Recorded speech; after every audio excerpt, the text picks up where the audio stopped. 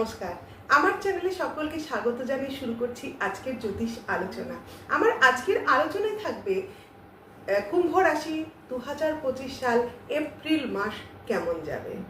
আপনারা সকলেই জানেন 29শে মার্চ শনি দেব গোচর করছেন মীন রাশিতে এবং 9:44 রাত্রি 9:44 শনিদেব যখন মীন রাশিতে প্রবেশ করছে তখন কুম্ভের দ্বিতীয় স্থানে যাচ্ছে আর সঙ্গে সঙ্গে শুরু হচ্ছে কুম্ভের লাস্ট ফেজের 7.5 এবং তার সঙ্গে দ্বিতীয়ভাবে থাকার জন্য অর্থের উন্নতিও কিন্তু শুরু হয়ে যাবে। আর এই শনিদেব এখানে দ্বিতীয়ভাবে বসে চতুর্থে, অষ্টমে এবং একাদশে দৃষ্টি দেবে।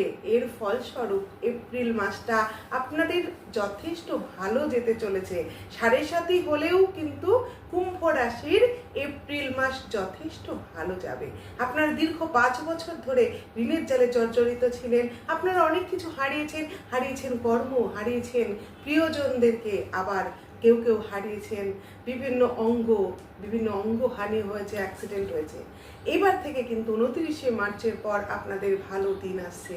ঋণ মুক্তির পথ খুঁজে পাবেন আপনি, আর সঞ্চয় বৃদ্ধি পাবে, আর ব্যয় নিয়ন্ত্রণে আসবে, যেটা এতদিন আপনি করতেই পারছিলেন না।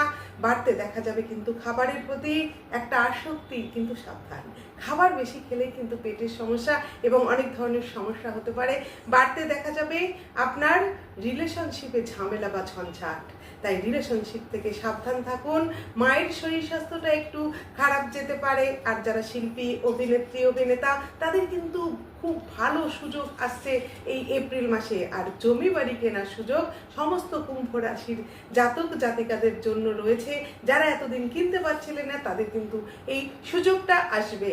আর আপনার বিদেশ যাওয়ার একটা সম্ভাবনা কিন্তু ভীষণভাবে শুরু হচ্ছে, এপ্রিল মাস থেকেই শুরু হচ্ছে। আর আপনি খুব সাবধানে থাকবেন, কারণ নিম্নাঙ্গে অর্থাৎ পায়ে কিন্তু চোট আঘাতের সম্ভাবনা আসতে পারে।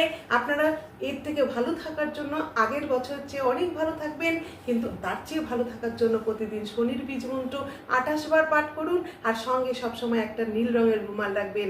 তাহলে এপ্রিল মাস কেন পুরো বছরটাই আপনাদের ভীষণ ভালো যাবে। সকলে ভালো থাকুন। জয় মাতারা।